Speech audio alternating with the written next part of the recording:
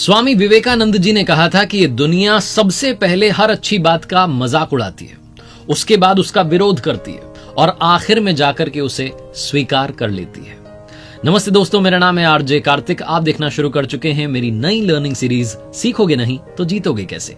और आज जिनकी बात करने जा रहा हूं वो विख्यात आध्यात्मिक गुरु स्वामी विवेकानंद जी हैं। उनका जन्म 1863 में 12 जनवरी के दिन हुआ था, जिसे हम भारत में युवा दिवस के रूप में मनाते हैं। 1902 में 4 जुलाई के दिन वो परलोक गमन कर गए। 39 सालों की इस जीवन यात्रा में मात्र 39 साल उन्होंने जिंदगी जी, लेकिन इन 39 सालों में उन्होंने इस दुनिया को, देश को इतने अच्छे और शानदार विचार दिए हैं कि अगर आप उनमें से किसी एक पर भी इंप्लीमेंट कर लें तो शायद आपकी जिंदगी हमेशा के लिए बदल जाए। 1893 में जब उन्हें बुलाया गया था यूएसए में शिकागो में विश्व धर्म महासभा में, 2 मिनट का समय उन्हें मिला था अपना भाषण देने के लिए। और वो भाषण आज भी याद किया जाता है क्योंकि उन्होंने अपने भाषण की शुरुआत की थी, मेरे प्यारे अमेरिकी बहनों और भाइयों। ये जो शुरुआत की पंक्ति थी, जो शुरुआत के शब्द थे, इन्होंने हर किसी का दिल जीत लिया।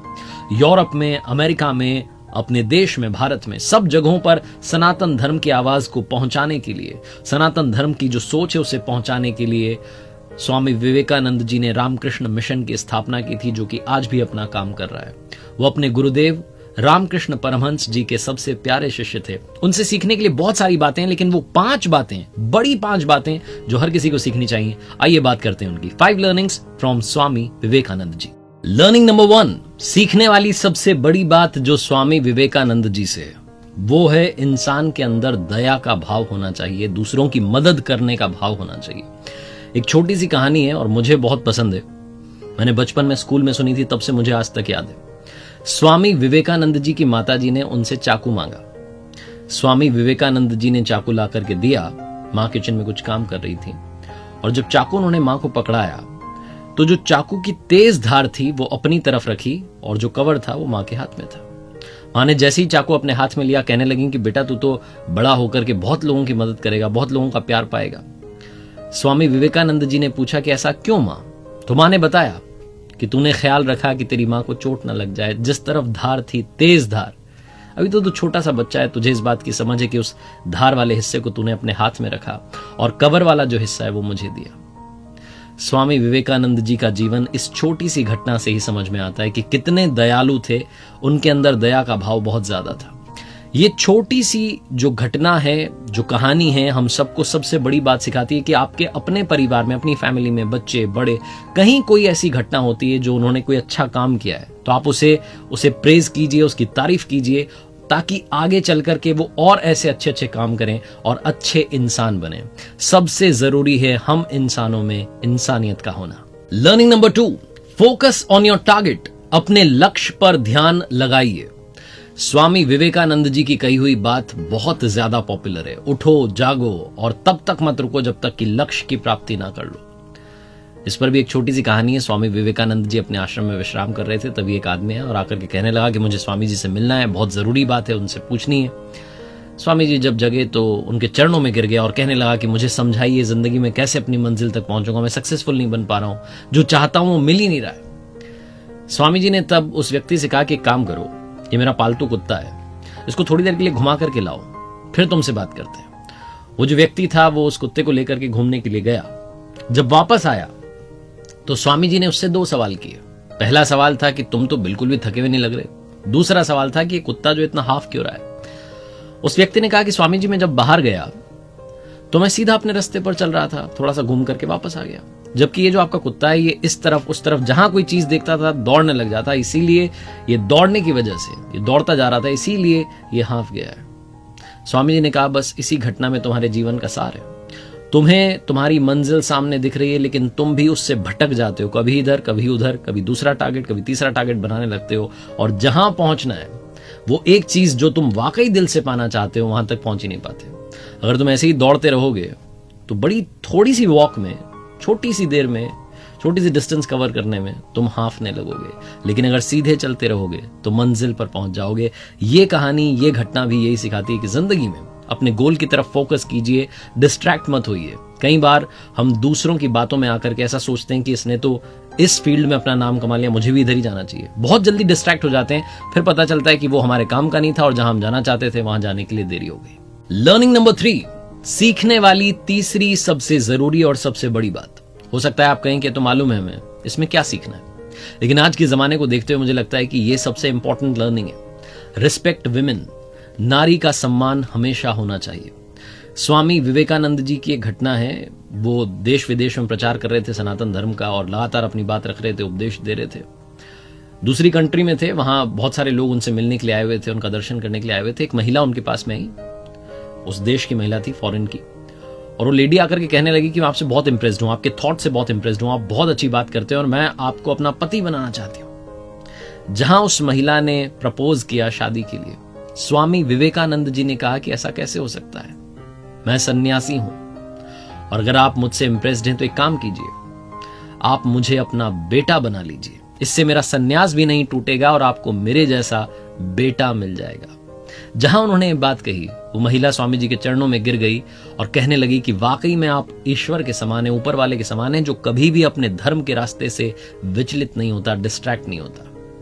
ये छोटी सी घटना हम सभी को एक सबसे महत्वपूर्ण बात बताती है, सबसे इंपॉर्टेंट बात सिखाती है। जिंदगी में हमेशा नारी का सम्मान कीजिए, क्योंकि उन्हीं की वजह से आज हम सब इस दुनिया में हैं। लर्निंग नंबर 4, जिंदगी में अपने मेंटोर्स की हमेशा वैल्यू कीजिएगा, अपने गुरु को कभी भूलिएगा मत। आज के जमाने में बहुत सारे लोग जब पोजीशन पर पहुंच जाते हैं, उन्हें लगता है कि अब मेंटोर से क्या काम है, उन्होंने सिखा दिया, हम आगे बढ़ गए, उनका काम था सिखाना, भूल जाते हैं।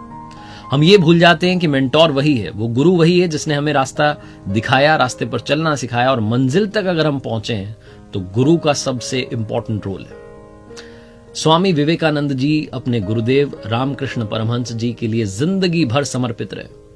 हर पल हर श्वास को उन्होंने गुरुदेव की सेवा में लगा दिया था, समर्पित कर दिया था, 100% डेडिकेशन था। एक बार उनके जो गुरु भाई थे, जो रामकृष्ण परमहंस जी के शिष्य थे, वो नाक सिकोड़ते हुए दिखे कि कहाँ मतलब जाकर के इनकी सेवा करनी पड़ती है। थोड़ा सा उन्होंने सा नफरत जैसा चेहरा बनाया। तो उस दिन से स्वामी विवेकानंद जी ने कहा, मैं बाकी सारे साथियों को भी पाठ पढ़ाऊंगा। जो गुरुदेव की थूकदानी थी, जिसमें कभी कफ होता था, कभी ब्लड होता था, उस सबको वो बाहर जाकर के साफ करके लाते थे, बर्तन को वापस रखते थे। हर चीज से गुरुदेव की वो प्यार करने लगे, हर चीज में वो अपने गुरुदेव को देखने लगे, हर पल हर श्वास को उन्होंने गुरुदेव की सेवा में लगा दिया था। रामकृष्ण परमहंस जी जब अपनी जिंदगी की आखिरी सांसें ले रहे थे, जब जीवन के अंतिम क्षणों में थे, बहुत ज्यादा उनकी तबीयत खराब रहने लगी थी, उस वक्त भी अपने गुरुदेव के साथ रहते थे स्वामी विवेकानंद जी।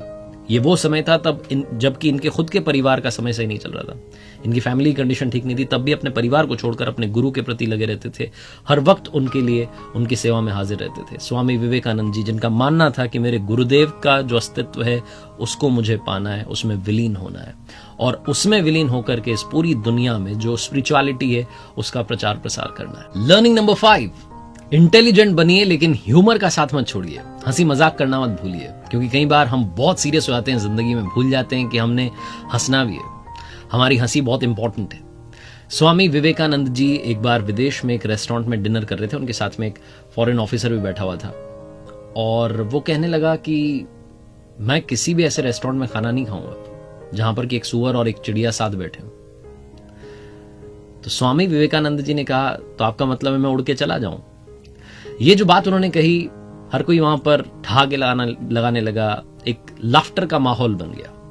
छोटा सा किस्सा है, लेकिन सिखाता है कि जिंदगी में हंसी मजाक अगर आपको करनी आती है, अगर आपके अंदर वो ह्यूमर का एंगल है, लेवल है, तो आप जो ड्रामेटिक सिचुएशंस होती हैं, जो ऐसी सिचुएशंस होती हैं जहां से बाहर निकलना मुश्किल लग रहा है, वहां पर भी आप माहौल को लाइट कर सकते हैं, हंसी खुशी के साथ में आगे बढ़ सकते हैं। अपने इंटेलिजेंस के साथ में ह्यूमर की धार को भी रखिएगा, ये आपको और अच्छा इंसान बनाएंगे। स्वामी विवेकानंद जी ने 5 कमाल की बातें कही हैं। पहली, चिंतन करो, चिंता नहीं, नए विचारों को जन्म दो।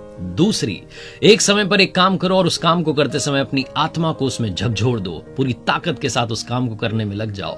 तीसरी, उठो जागो और तब तक मत रुको जब तक कि लक्ष्य की प्राप्ति ना हो जाए। चौथी, जब तक जीना तब तक सीखना। और पांचवी, ये दुनिया एक जिम है और यहां हम अपने आप को मजबूत बनाने के लिए आते हैं। और जाते जाते बात करते हैं स्वामी जी के जीवन के अंतिम क्षणों की। अपने जीवन के आखिरी दिन उन्होंने शुक्ल यजुर्वेद की व्याख्या की और कहा कि एक और विवेकानंद चाहिए ये समझने के लिए कि इस विवेकानंद ने अब तक क्या किया। उनके शिष्य कहते हैं कि 4 जुलाई 1902 को जो आखिरी दिन था स्वामी जी का इस दुनिया में, उस दिन भी उन्होंने अपनी दिनचर्या को बदला नहीं। सुबह सुबह 2-3 घंटे ध्यान किया और ध्यान में उन्होंने महासमाधि ले ली। बेलूर में गंगा किनारे चंदन की लकड़ियों पर उनकी अंत्येष्टि की गई। इस किनारे उनकी अंत्येष्टि की गई, दूसरे किनारे पर 16 साल पहले उन्हीं के गुरुदेव रामकृष्ण परमहंस जी की भी वहां अंत्येष्टि की गई थी। बेलूर में आज वहां मंदिर है। स्वामी विवेकानंद जी के जो विचार थे उनको आगे बढ़ाने के लिए उनके शिष्य लगातार काम कर रहे हैं। उम्मीद करता हूं कि इस वीडियो से काफी कुछ आपको सीखने को मिला होगा। स्वामी विवेकानंद जी के जीवन से, उनके थॉट से सीखने के लिए इस दुनिया में बहुत कुछ है जो इस दुनिया को ही बदल सकता है।